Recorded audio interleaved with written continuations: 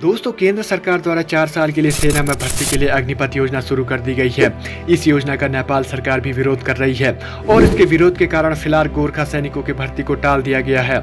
ऐसे में सवाल उठते हैं कि आखिर अग्निपथ भर्ती से नेपाल को क्या आपत्ति है।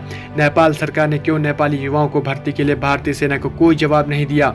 इसके साथ ही हम आपको बताएंगे उस समझौते के बारे में जिसके तहत गोरखा भारतीय सेना का हिस्सा बने थे। नेपाल को आपत्ति क्यों? अग्निपथ योजना के तहत ही नेपाल के गोरखा युवाओं को भारतीय सेना में भर्ती किया जाना था।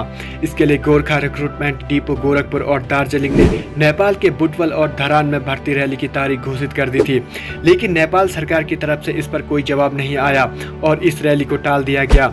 दरअसल नेपाल को भी वही चिंता है जो भारत में देखने को मिली थी। चिंता ये कि आखिर 4 साल बाद युवा क्या करेंगे।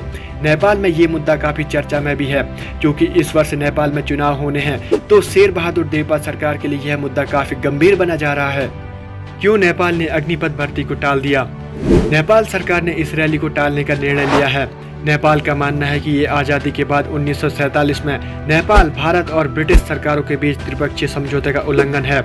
इस समझौते के अनुसार नेपाली गोरखाओं को भारतीय और ब्रिटिश सेना में भर्ती किया जाता है।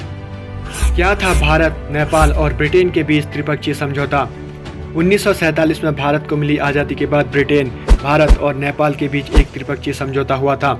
इस समझौते के तहत गोरखा सैनिकों की 6 रेजिमेंट भारत और 4 रेजिमेंट ब्रिटिश सेना का हिस्सा बनी थी, अर्थात 2री, 6वीं, 7वीं और 10वीं रेजिमेंट ब्रिटिश सेना में ट्रांसफर किया गया और 1ली, 3री, 4थी, 5वीं, 8वीं और 9वीं रेजिमेंट भारतीय सेना के पास रह गई। जब 4 रेजिमेंट के कुछ सैनिकों ने ब्रिटेन जाने से मना किया तो भारत द्वारा एक नई गोरखा रेजिमेंट 11वीं गोरखा राइफल्स का गठन किया गया। इस समझौते के तहत भारतीय सेना में नेपाल में रहने वाले गोरखा सैनिकों को रिटायरमेंट के बाद उनकी पेंशन और सभी सुविधाएं दी जाती हैं।